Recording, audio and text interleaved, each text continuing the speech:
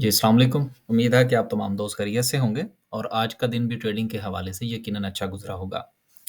बहुत सारे दोस्त अहबाब जो हैं वो अभी भी ये कमेंट्स में पूछते हैं कि जी आपका कॉन्टैक्ट नंबर, ये सर हमारा कॉन्टैक्ट नंबर है, ये आप नोट फरमा लीजिए, इस पे आप व्हाट्सएप कीजिए अगर आपने कोई बात करनी है, कुछ पूछना है, तो आप इस पर व्हाट्सएप फरमाइए।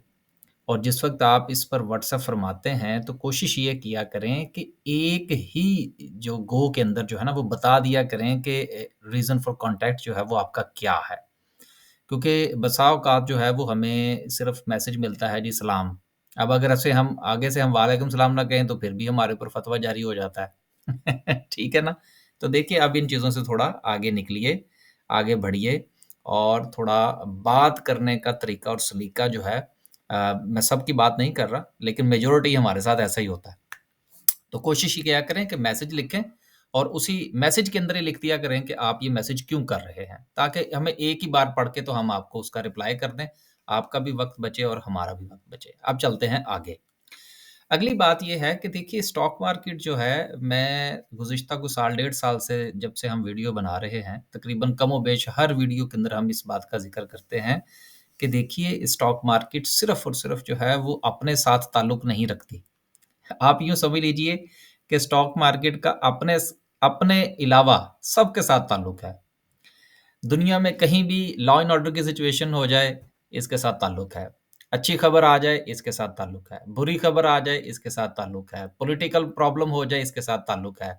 आंधी, तूफ़ान, बारिश, स्टॉक मार्केट। यूँ समझ मैं ये बात बताने का मकसद क्या है? ये काम ही ऐसा है कि हर तरफ जो है वो नज़र रखनी पड़ती है। अब देखिए आज जो है वो अगर हम जायज़ा लें मार्केट का, तो माशाल्लाह से मार्केट जो है वो 400 पॉइंट्स गिरी है। अब मुझे बहुत सारे वो दोस्त आज याद आ रहे हैं, जो कि हमारे पॉलिटिकल और दीगर जो वीडियोज़ हैं, उनके ऊपर बड़ी तनकीद करते हैं, कि जी आप ये काम ना किया करें।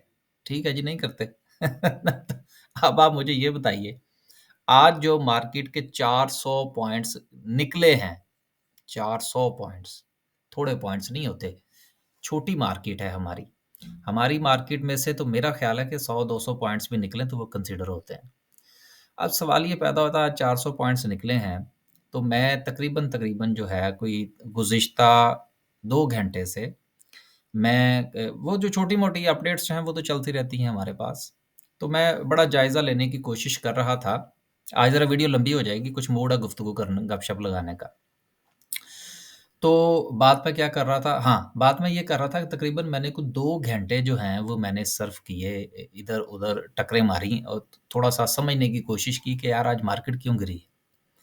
अब मज़े की बात ये है कि इतनी खबरें थीं कि फिर मैं ये सोच रहा था कि किस खबर को जो है वो इसका मोर्ज़ इल्ज़ाम ठहराया जाए, कि जिसकी वज़ह से मार्केट गिरी है।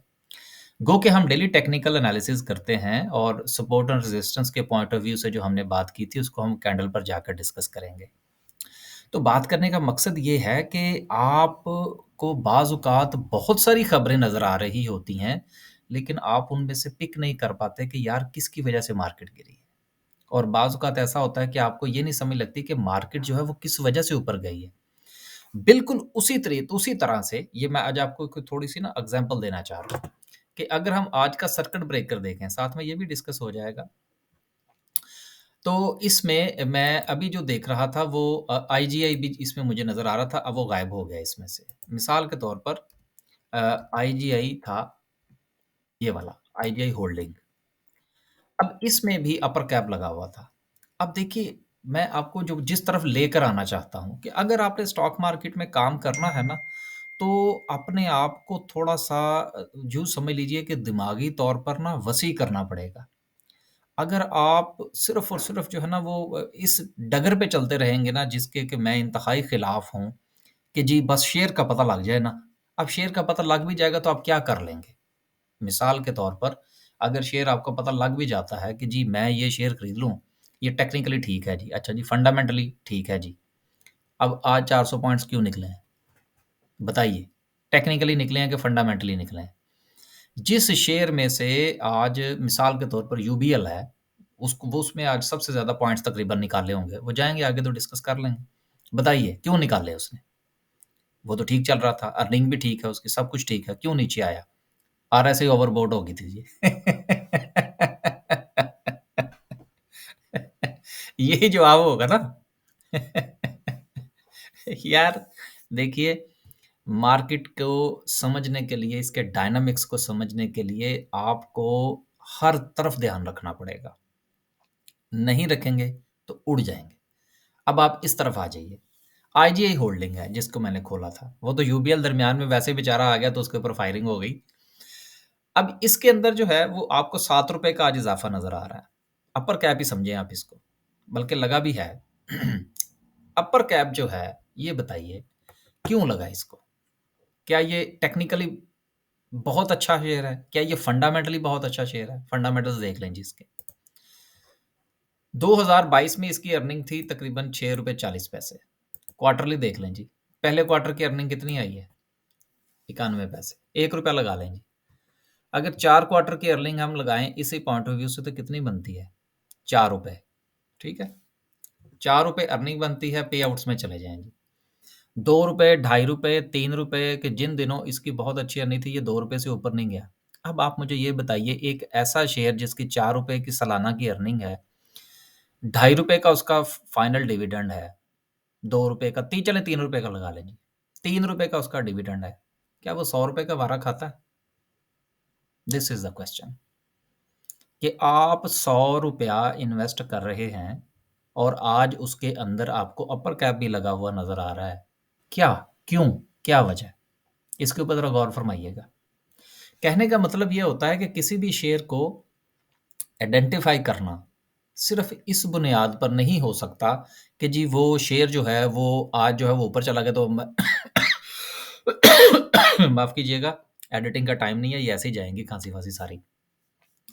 तो बात करने का मकसद ये है कि आज ये शेयर ऊपर क्यों गया? क्या वजह थी? इसका भी आप ज़रा हो सके तो मुझे जवाब आप ज़रूर दीजिएगा। ये सारी इधर-उधर की बातें आपके साथ जो करने का मकसद है वो ये है कि देखिए चीज़ों को स्टॉक मार्केट के अंदर मैं अक्सर कहा करता हूँ कि ये लोग जो दुनिया में स्टॉक मार्केट के जो एक्सपर्ट माने जाते हैं या जो काम करते हैं टेक्निकली और फंडामेंटली, वो 40-42 साल की उम्र में रिटायर हो जाते हैं। उसकी क्या वजह है? ये आज ज़रा मैं बड़ी लंबी-चौड़ी गुफ्तगू जो है वो मेरे ज़हन में आई थी, वो मैंने कहा आपके साथ कर दूँ। 40-42 ज़्यादा से ज़्यादा 45 साल की उम्र तक वो रिटायर हो जाते हैं उस बिज़नेस से। क्यों रिटायर हो जाते हैं? इसलिए कि वो दिमागी तौर पर थक जाते हैं, इतना ध्यान रख कि आप सिर्फ़ कैंडलस्टिक को देखकर नहीं चल सकते, और भी बहुत कुछ देखना पड़ता है। तो आज की ये सारी की सारी गुफ्तगू करने का मकसद ये है कि इतनी ज़्यादा सेंसिटिव मार्केट में काम करते हुए, जिस वक़्त एक बंदा हमें मैसेज करके पूछता है कि जी मुझे ये बताइए कि मैं जो है वो फलाँ शेयर जो है वो खरीद लूँ कि ना खरीद लूँ? और हम आगे से जवाब नहीं देते, तो वो बंदा नाराज़ हो जाता है। क्यों नाराज़ हो जाता है? हमें पता ही नहीं है कि वो बंदा करता क्या है, क्या नहीं करता, क्योंकि हर शेयर हर बंदे के लिए नहीं होता। ये सारी की सारी तमहीद जो है वो आज बाँधने का मकसद आपके साथ ये है कि खुदारा आप इस बिज़नेस को समझने की कोशिश कीजिए। आप सिर्फ़ और सिर्फ़ जो है शेयर्स के पीछे मत भागिए। अगर आप भागेंगे तो मुँह के बल गिरेंगे, जिस तरह के इन दिनों लोग गिर रहे हैं।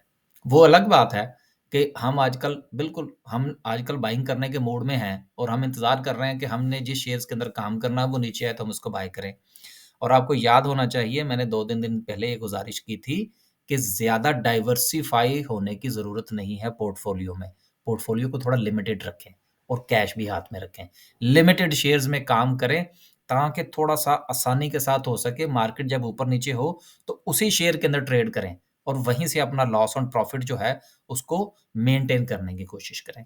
अब थोड़ा-सा चलते हैं आगे। अब मैंने जितनी भी आज तहकीक की है उसके बाद मैंने सारा का सारा जो मार्केट का गिरना है, वो मैंने इस एक खबर के गले में डाल दिया है और वो ये है कि जो डॉलर के हवाले से स्पेकुलेशन दोबारा शुरू हो गई है, वो वजह बनी है स्टॉक मार्केट के गिरने की। अब मैंने पॉलिटिकली जो है वो बहुत सारी चीज़ों को माइनस कर दिया है। देखिए इस वक़्त स्पेकुलेशन ये हो रही है कि जो पाकिस्तान में डॉलर है वो 350 का हो जाएगा। देखिए जिन हालात से इस वक़्त पाकिस्तान गुज़र रहा है, बहुत सारी अच्छी खबरें भी हैं, लेकिन जो बुरी खबरें हैं, उनकी तादाद कम है लेकिन उनका शोर बहुत ज़्यादा है। और इस कदर शोर है, वो क्या कहते हैं ना कि झूठ इतना बोलो कि वो सच का गुमान होने लगे। इस वक़्त पाकिस्तान में ये सिचुएशन है कि जो ज़मीनी हालात हैं, वो इस कदर ख़राब कर दिए गए हैं और इस कदर उसके ऊपर शोर है कि बैरूनी आवाज़ें जो अच्छी आ रही हैं, वो हमारे कानों तक नहीं पहुँच रही। यही वजह है कि एक आम आदमी बिल्कुल उसी तरफ आ रहा हूँ, जो अभी मैंने आपसे गुज़ारिश की कि जो सेंसिटिव बिज़नेस करने वाला है, वो चूँकि कन्वेंशनल तरीके से काम करता है, सुनी-सुनाई बातों के तहत काम करता है और उसका सारा का सारी की सारी तवज्जो जो है वो सिर्फ़ एक तरफ होती है, लिहाज़ा बाहर की खबरों पर वो ध्यान नहीं देता। तो चूँकि हमारे यहाँ मेजॉरिटी जो स्टॉक मार्केट में काम करने वाले लोग हैं, वो भी इसी पॉइंट ऑफ व्यू से पे ही चलते हैं। लिहाज़ा उनको सिर्फ़ और सिर्फ़ ये पता होता है कि आज इमरान खान ने क्या कहा, शहबाज़ शरीफ ने क्या कहा, लेकिन उसको ये नहीं पता होता कि इंटरनेशनली मामलात किस तरफ जा रहे हैं। अब आम आदमी क्या करेगा? जब उसको ये सारी खबरें मिलेंगी तो वो भागेगा और उसके हाथ अगर कुछ नहीं आएगा तो सिर्फ़ और सिर्फ़ डॉलर्स आएँगे और वो डॉलर खरीदेगा और वो अपने घर में लाके रख लेगा। इस वक़्त पाकिस्तान में भागो और डॉलर खरीदो की जो है वो दौड़ लगी हुई है और पाकिस्तान में जो डॉलर है वो 306 को जो है वो टच कर चुका है। अब ये हज की फ्लाइट्स का तो सिर्फ़ ना वो क्या कहते हैं बहाना है। असल में मसला जो है वो गैर यकीनी की सूरत-ए-हाल है। और अगर ये कहा जाए कि अगर पाकिस्तान में 300 साढ़े 300 तक डॉलर जा सकता है तो क्यों नहीं जा सकता? चला जाए। लेकिन सवाल ये पैदा होता है कि क्या डॉलर साढ़े 300 पर सस्टेन करेगा? मुझे तो ये डॉलर 306 पर भी सस्टेन करता हुआ नज़र नहीं आ रहा। मुझे तो ये सस्टेन करता हुआ नज़र आ रहा है ₹275 के ऊपर, ₹280 के ऊपर। ये जो ब्रैकेट है ना इसकी 270 से 280 की, मुझे तो यहाँ सस्टेन करता हुआ नज़र आ रहा है। तो लिहाज़ा बात करने का मकसद ये है कि आज मार्केट जो गिरी है, so don't worry about that. अपने-अपने शेयर्स पर तवज्जो दीजिए। आज काफ़ी लंबी हो गई है वीडियो। अब चलते हैं और बात करते हैं कि मज़ीद क्या सूरत-ए-हाल रही।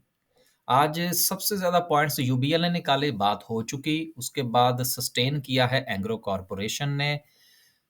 ओजीडीसी है, पीपीएल नीचे गया। देखिए ये कोई ऐसी बड़ी बात नहीं है, सूरत-ए-हाल जो है वो इतनी बुरी नहीं है, कोई बात नहीं है।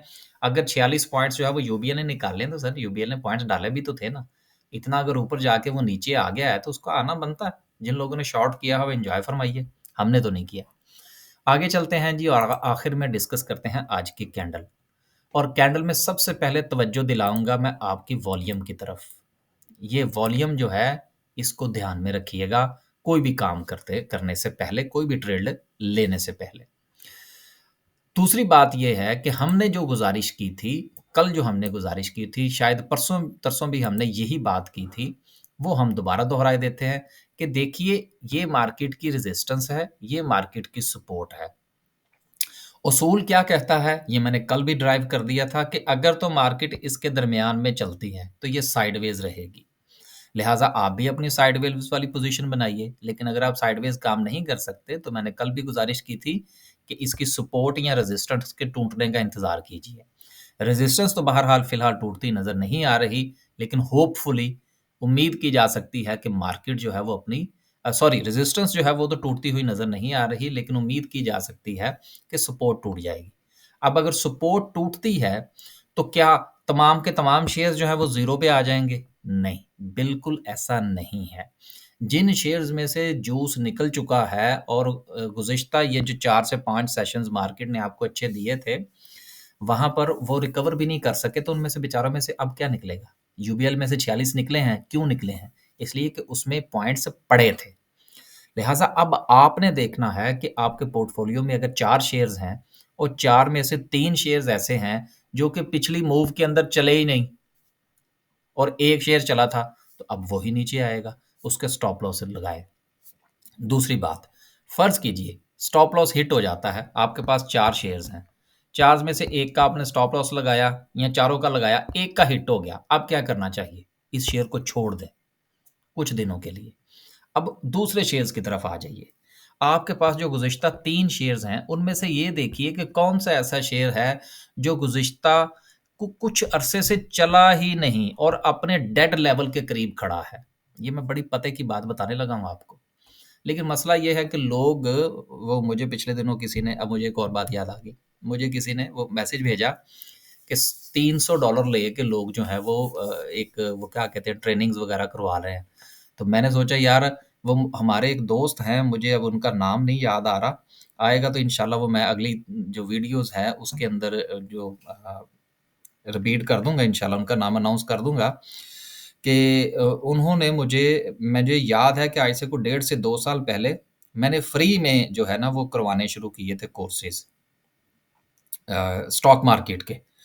तो उन्होंने मुझे स्पेशली जो है वो मैसेज भेजा और उन्होंने मुझसे कहा कि सर ये आप क्या करने लगे हैं? यहाँ लोग जो हैं वो बिल्कुल इस चीज़ को पसंद नहीं करते और इसका कोई फ़ायदा नहीं होगा। और यकीन कीजिए कि उनकी जो बात थी वो 100% दुरुस्त साबित हुई और लोगों ने बिल्कुल जो है वो उसका कोई फ़ायदा नहीं उठाया। हाँ, इकराम बेग साहब, मुझे ये नाम याद आ गया जी। इकराम बेग साहब माशाल्लाह हमारे बड़े पुराने जो है वो व्यूअर हैं और हमारे साथ बड़े पुराने राब्ते में हैं। तो उन्होंने मुझे मैसेज किया था और यकीन कीजिए कि वो बात दुरुस्त थी 100%। तो $300 वाली जो इन्फॉर्मेशन है बाज़ औक़ात हम लोग फ्री में दे जाते हैं, लेकिन वो फ्री देते हैं ना सर, इसलिए उसकी वक़्त नहीं है। चलें, हम भी अगले महीने से ना जून के महीने से फ़ीसें बढ़ाने लगे हैं, ताकि हमें हमारी भी वक़्त बने। चलते हैं अब उसी पॉइंट की तरफ। तो अपने 3 जो शेयर्स आपके पास हैं, जो गुज़िश्ता मूव में भी नहीं चले और इस वक़्त वो डेड लेवल के करीब हैं।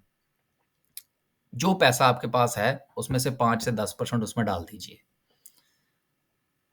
और देखिए, हर मूव में हर शेयर नहीं चलता, ना ही हर सेक्टर चलता है। वन बाय वन चीज़ें चलती हैं, जो पाकिस्तान की इस वक़्त सिचुएशन है। आज के लिए सिर्फ़ इतना ही, सपोर्ट के टूटने का इंतज़ार कीजिए, जो स्ट्रैटेजी के साथ थोड़ी शेयर करने की कोशिश की है, अगर पसंद आए, तो उसके ऊपर आप ज़रूर जो है वो काम कर सकते हैं, ना पसंद आए तो छोड़ दीजिएगा। लेकिन मार्केट के साथ चलना सीखें। मार्केट जो है पॉलिटिकली चीज़ों को भी देखती है, फंडामेंटली भी देखती है, हालात को भी देखती है, वाक़यात को भी देखती है। बहुत सेंसिटिव बिज़नेस है, अगर इसके साथ पूरा उतर सकते हैं, तो इस बिज़नेस में रहिए, नहीं तो कोई फ़िज़िकल बिज़नेस तलाश कीजिए। अल्लाह हाफ़िज़।